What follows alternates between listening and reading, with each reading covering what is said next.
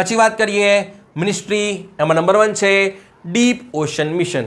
આમ તો જાહેરાત તો ક્યારની 3-4 વર્ષ પહેલાં થઈ ગઈ છે, પણ હમણાં બજેટની અંદર આપણા જે ફાઇનાન્સ મિનિસ્ટર છે નિર્મલા સીતારામન, એમને કેટલા આવંટન કર્યા છે? 600 કરોડ રૂપિયા આવંટિત કર્યા છે. કોના માટે? ભારતના પ્રથમ ડીપ ઓશન મિશન માટે.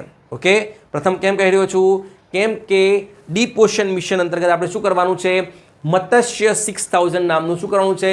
એક મશીન ગણી લો અથવા તો એક હાઉસ ગણી લો. એ ક્યાં મોકલશું આપણે? સમુદ્રના તળિયે મોકલવાનું છે. કેટલા મીટર? 6000 મીટર. ઓકે, આ વર્ષે એટલે કે 2025ના એન્ડ સુધીમાં આપણે કેટલું કવર કરવાનું છે? 500 મીટર. અને આગળના વર્ષોમાં બીજા સમુદ્રના તળિયે જતા જઈશું. બરાબર છે? ચલો, તો ડીપ ઓશન મિશનનું બીજું પણ નામ છે, એને કહેવામાં આવે છે સમુદ્રયાન પણ કહેવામાં આવે છે. ઓકે, ક્લિયર કરજો. ઓકે, હવે હું તમને પ્રશ્ન કરું કે જે ડીપ ઓશન મિશન છે એના અંતર્ગત જે મત્સ્ય 6000 છે એ કોને બનાવ્યું છે?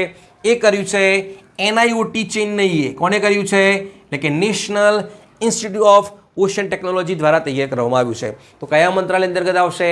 એ આવશે મિનિસ્ટ્રી ઓફ અર્થ સાયન્સ અંતર્ગત આવશે. બરાબર છે?